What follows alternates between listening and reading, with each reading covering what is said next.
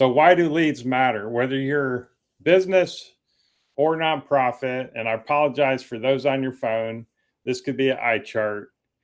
Uh, Everybody needs leads. Again, when I did the introduction, only 3% of the people can just have people naturally come to them. And unfortunately for me, for 8 years of nonprofit advising, business advising, I've just relied on grassroots, uh, word of mouth. Hey, Vince does this. You should talk to him. And it's been a wonderful post-military retirement journey. But as I build this community, I realize, and Brandon has taught me that, and Brandon's my subject matter expert for this. Brandon's taught me that I'm doing society an injustice, that I'm talking about conscious impact, and I'm not letting those who have a similarity for consciousness and social impact to not let them know about this group. And so through his mentorship, through his education and his guidance, I've been able to create a lead generation which is authentic, it's personal, and it's genuine. Because I told Brandon, I'm not going to do leads on LinkedIn and send messages to people that are corny, that I delete. I get pissed off and delete messages that people don't like. Well, I'm so happy with the messaging that we co-created that I'm like, you know what? Lead generation matters, and it matters for businesses and for nonprofits. And we will get into the process. But for businesses, you're going to get your right clients. You're going to get that head, heart, gut alignment. You're going to get the people that are already thinking the way you're thinking, because you're going to use Sales Navigator in a way to find those people that are already serving in different industry areas that align with what you're doing. And it's going to be a much better conversation than cold calling. You're going to find like locations, like really for Conscious Impact Leader, we've only touched Florida for lead gen. We've done Miami area, and now we're in Tampa. But the rest of the country, I'm still not reaching. So I'm doing a disservice to 49 other states, apparently, and internationally. We do have our participant in Australia. And also for nonprofits, you're looking for board members, you're looking for donors, you're looking for other partnership opportunities, other veteran aligned groups, other health aligned, other equine assisted aligned groups. You want to find and meet the people that are doing the work that you're doing. And you want to find that every call is going to get your word out for your community. And you're building a community just like I'm building Conscious Impact Leader. You're building a community around your nonprofit. But the bottom line is grassroots and word of mouth are beautiful but limited, and lead gen lets you choose who enters your ecosystem rather than waiting to be chosen. Brandon, do you have anything about why leads matter? Yeah, I have so much. I think it depends on your mission and vision significantly. I'm just assuming that Calieto is also running a nonprofit. Maybe that's an incorrect assumption. Callie's with a for-profit precision health company, and he's in Miami. And I just met him, but I can't wait for him to meet you as well. Yep. So for Sarah and Ricky, and also this is relevant for Calieto, is it's important to have systems that will work in the background for you, that are authentic systems, that have tailored messaging that is in alignment with your mission and vision, that actually gets 50% or more people responding to that messaging.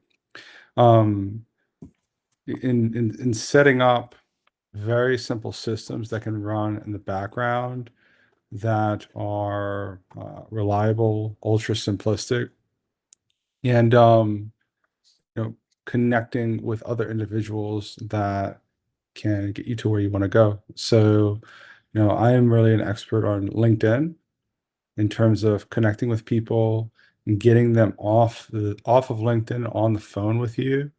So if you're running a nonprofit, you're going to want to be connecting to board members. You're going to want to be like people who have board member on their profile. You're going to want to be connecting to mentors. You're going to want to be connected to advisors. One thing that Vince educated me on is the label of trustee. Is that right? Trustee. And it's really simple. If they resonate with your vision and mission, they're going to want to get on the phone with you and just having those conversations with them. So I can go into like how to do it, why you should do it, why, excuse me, can I curse or no? Keep it clean. I Now won't curse. Why it is freaking ridiculous if you're not doing this. Okay, Sarah's smiling. You're fucking stupid if you don't do this. I'm just gonna there you say, go. okay, I got her. Um, I mean, we let why? we let Bill do it, so Okay, Yeah. so why are you fucking? Why is it fucking ridiculous if you don't do this and you have a nonprofit? Because um, there's two ways of looking at it. One is that you can do it, and we can show you how to do it. Like I can tell you how to do it right now in 3 minutes. Um, and it would cost you $50 a month to get on the phone with 5 to 10 people who are active board members and could take your nonprofit or to your business to the next level. Because Sales Navigator is free for nonprofits. For businesses, if you're not crushing it on LinkedIn and you don't have a healthy LinkedIn profile, you're missing out big time. Big time. It's super, super important. Now, if you already have enough leads and you already have enough donors and you already have enough of the people that you need in your life for your nonprofit or for-profit business, then disregard everything I just said. But if you do need leads, then like this stuff is super, super simple. The art, and this is the last thing I'll say. Here's the secret sauce. Are you ready? I want to see some head nods here. Come on. Yeah, Yes. some head bobs. So secret sauce is the targeting and the copywriting. If that's screwed up, nothing else works. And that's where people mostly go wrong. The copywriting is an art. I'll say that again. It is an art. That art can be accelerated with things like ChatGPT, but it's easily messed up. Um, and to lean on the human element. So that really is the secret sauce is what is the targeting? Do you know who you should be reaching out to? If you could get on the phone with 10 people a week, who would they be? And how might that impact your business? And if you're going to get on the phone with these people and your first impression with them, what will the first words be to those people? How can you genuinely get their curiosity to where they'll reply to your message and also mitigate a long back and forth correspondence via LinkedIn and get them on the phone as soon as possible and see if they hold the values that you hold. You can qualify them to see if you want them to get involved uh, in your mission. So that's it in a nutshell. I'm usually coming in a little bit more hot. I just finished about 30 minutes of meditation before this call.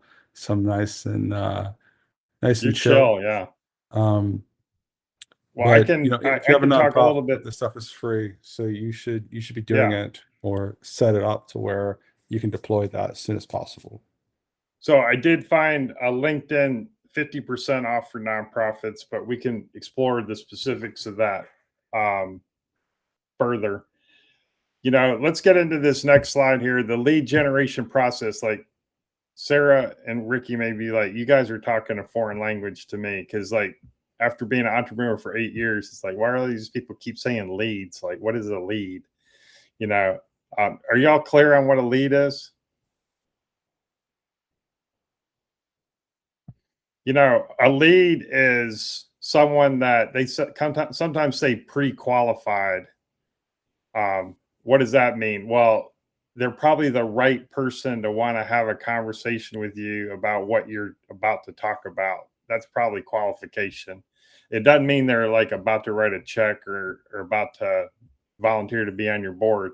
So that's why what Brandon said with avatar clarity, number 1 and number 4, that's why those two are both on the top.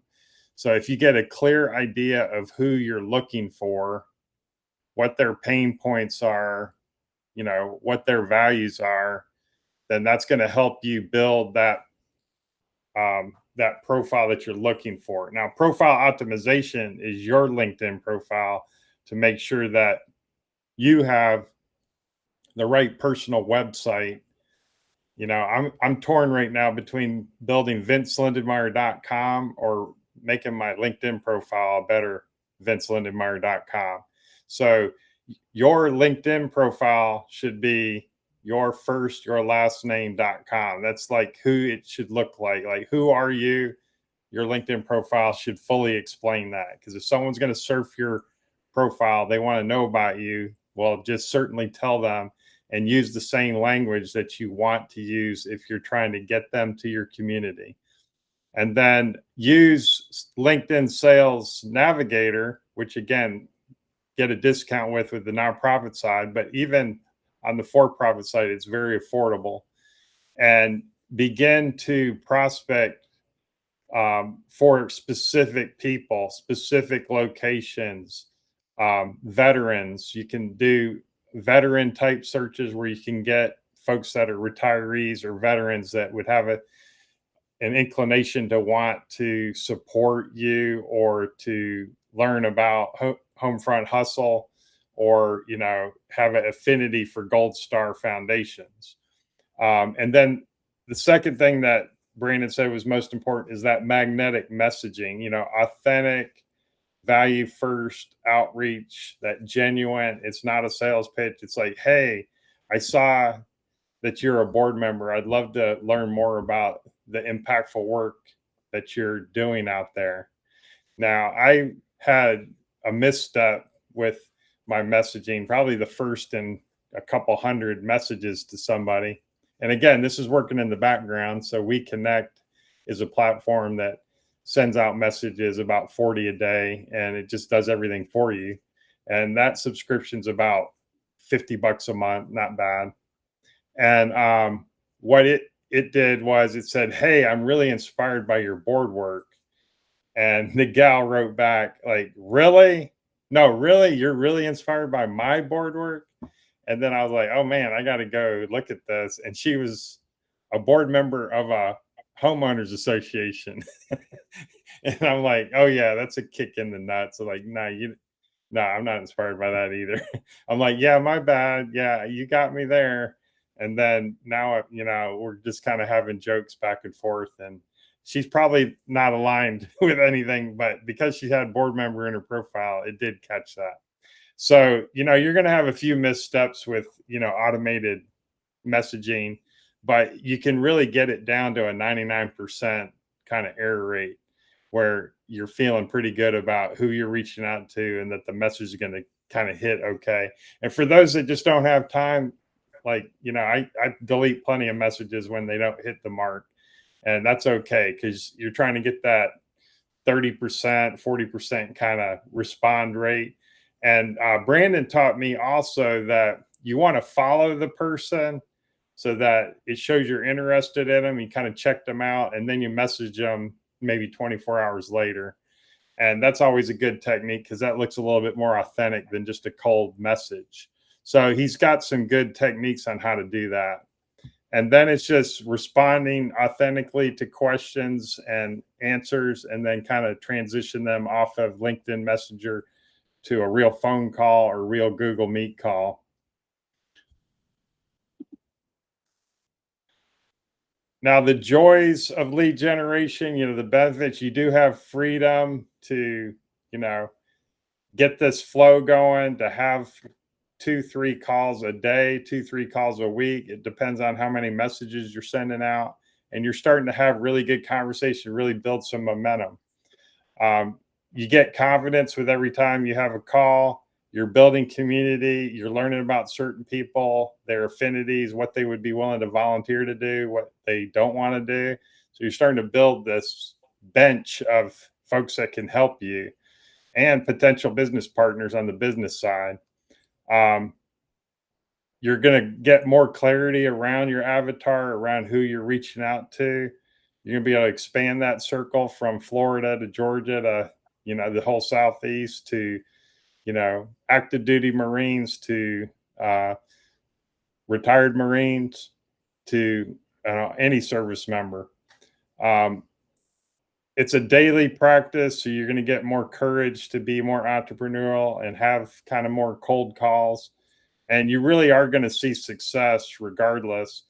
But the best thing is you start attracting the right people because you screen people correctly, you're messaging them correctly, and the language is attracting the people that you really want to have conversations with. And it becomes a lot of fun. So that's why I say it's a joy. And just 2 quick slides on what the lead generation process looks like is in Sales Nav. Again, free for nonprofits for 6 months or 50% off for the year. You're going to search in Sales Nav for job titles, for locations, and then industry keywords. That's going to really kind of hone in your avatar on who you're looking for. And for prior service, for folks, you can put veteran, you can put military, you can have something U.S. Army, U.S. Marine. You can put something in there that's going to attract a veteran that you're looking for your board or for as a donor. And then you pull results of, I believe, like 2,500 or less. And you get a nice list. It says 50 profiles. You can probably pull that too. But then you have a pipeline that you can load into WeConnect.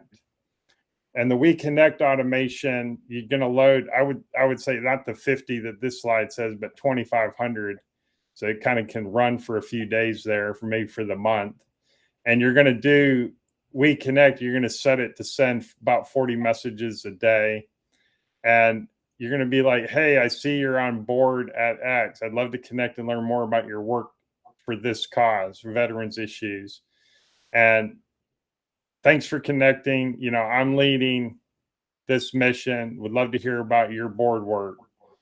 And then, open to a 15-minute conversation, 15-minute coffee call. Love to share what we're building. And Brandon has a lot better, coordination for some of these messages by first following them, then sending out a more curious message, beginning that conversation, and then getting them on a call as soon as possible. So this is a very simple example, but it could be tailored a lot better for your organization. Fun fact, I'm recently single. Yeah, that's not the fun fact. Fun fact is that dating is very similar to this as well. Sales and dating Yes. are like so incredibly similar in so many different ways because you don't want to freak your date out. You want to send a message. You don't want that message to be too long. And then you want to get on the phone as soon as possible because you don't want to go back and forth via text message. Like nobody's sexy doing that. You want to get on the phone. You want to hear their voice. Sarah's loving it. Okay, good. I got some laughs. But it's a very similar process. It's like you're prospecting. And if you send these long messages, you can shoot yourself in the foot. It's like, oh, this guy's needy. I don't want to get on the phone with this guy, like big creep. He must not have gone on a date for a long time. Same thing as you send a long message to somebody on LinkedIn, they say, oh, this person must not be in business. They must need to get something from me. And I don't want to get on the phone with them. So very similar psychology there. It's just a fun fact. That's very insightful. Thank you.